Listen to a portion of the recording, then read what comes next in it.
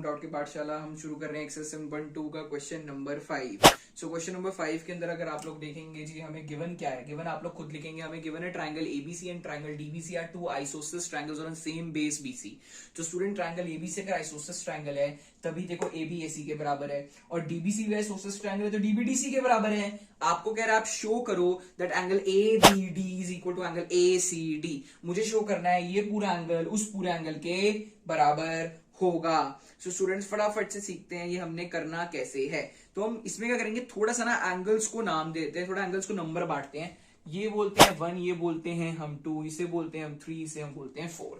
So students फटाफट से सीखते हैं कि अब करना कैसे है। देखिए हम लोग क्या बोलेंगे प्रूफ में, मैं सीधा प्रूफ लिख रहा हूं। देखिए प्रूफ में क्या बोलेंगे, हमें नजर आ रहा है एक ट्रायंगल है ए बी सी। अब ये जो ट्रायंगल ए बी सी है स्टूडेंट्स, इसके अंदर ए बी जो है वो ए सी के बराबर है, क्वेश्चन के अंदर गिवन था। तो अगर ए बी ए सी के बराबर है तो मैं कह सकता हूं एंगल 1 एंगल 2 के बराबर है। मैंने अपनी पिछली वीडियो में बताया था कि ऐसा क्यों है, क्योंकि मैं शॉर्ट फॉर्म लिख रहा हूं, angles opposite to equal sides are equal. ये होगी बातचीत नंबर 1। अब आप लोगों को क्या नजर आ रहा है, एक ट्रायंगल नजर आ रहा है जिसका नाम है डीबीसी। इस डीबीसी ट्रायंगल के अंदर मुझे पता है कि हमें गिवन क्या है कि डीबी डीसी के बराबर है, ये गिवन है। तो मैं कह सकता हूं कि एंगल 3 एंगल 4 के बराबर होगा। Same angles opposite to equal sides are equal. ये हो गई कहानी नंबर 2। अब आपको अपना फाइनल आंसर अगर लेकर आना है तो सिर्फ आप एक स्टेप दूर हैं, सिर्फ एक स्टेप दूर। आपने क्या करना है, आप बोलोगे कहानी नंबर 1 और कहानी नंबर 2 को जोड़ दो, यानी 1 + 3 इक्वल टू +4। 1 और 3, 2 और 4।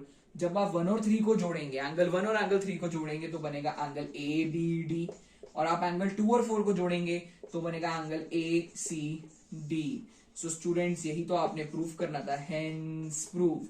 So this is your question number 5. Now moving on to question number 6. Question number 6 आपको मैं सीधा फाइनल आंसर लिखूंगा, आप गिवन एंड टू प्रूफ खुद लिखेंगे। कह रहा है triangle ABC is an isosceles triangle in which AB equal to AC. AB equal to AC given है, बीए को प्रोड्यूस करा गया है डी तक सच दैट एडी और एबी भी बराबर है। हमें बी सी डी को एक राइट एंगल प्रूफ करना रहेगा। तो सबसे पहले हम स्टार्ट कर रहे हैं फटाफट से अपने प्रूफ के साथ बिना समय गवाए। तो प्रूफ के अंदर देखिए आपको ट्रायंगल ए बी सी नजर आ रहा है। अब क्वेश्चन कह रहा है एबीसी के अंदर ना ए बी ए सी के बराबर है, ये क्वेश्चन के अंदर गिवन है। अगर बच्चों ए बी ए सी के बराबर है तो मैं कह सकता हूं देयरफॉर एंगल 1 एंगल 2 के बराबर होगा। फिर से बोलूंगा, अभी पहले बता के आया हूं कि रीजन क्या है, angles opposite to equal sides are equal.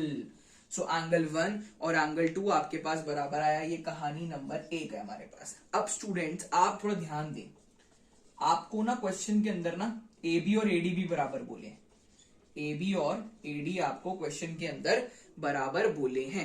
अब स्टूडेंट्स देखें, हमें क्वेश्चन के अंदर ए बी और एसी भी बराबर बोले, ए बी और एडी भी बराबर बोले। सर दोनों चीजें ए बी के बराबर हैं, तो मैं कह सकता हूं देयरफॉर एसी और एडी भी बराबर होंगे। अब ये एसी और एडी बराबर होंगे तो समझो इससे हमारी कहानी थोड़ी सॉल्व हुई। आप कैसे यूज करेंगे एसी और एडी को बराबर, देखें आपको एक ट्राइंगल नजर आ रहा है ए डी सी, नजर आ रहा होगा ए डी सी। इसके अंदर बच्चों मैंने बोला कि मैडम एसी और एडी बराबर है। टीचर पूछिए कैसे, बोलूंगा मैम अभी अभी तो प्रूफ करके आया हूं। अब अगर एसी और एडी बराबर है तो हम बोल सकते हैं कि एंगल 3 और एंगल 4 बराबर होंगे। फिर टीचर पूछिए कैसे, सेम रीजन लिखेंगे, angles opposite to equal sides are equal.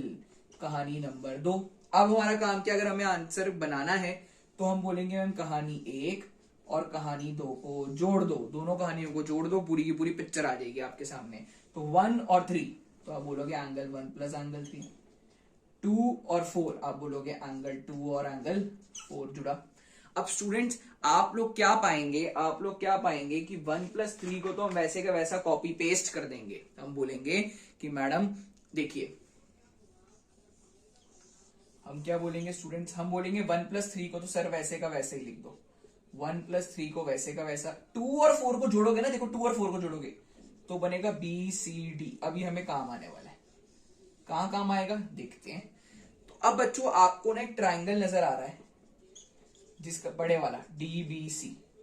इसके अंदर मैं क्या कह सकता हूं कि एंगल 1, एंगल 3 और ये पूरा एंगल मिलाऊं तो 180 बनना चाहिए। Angle sum property of a triangle, यानी मैडम एंगल 3, एंगल 1 और आप बी सी डी मिलाओ तो आएगा 180 डिग्री। रीजन आप लिखोगे एंगल सम प्रॉपर्टी।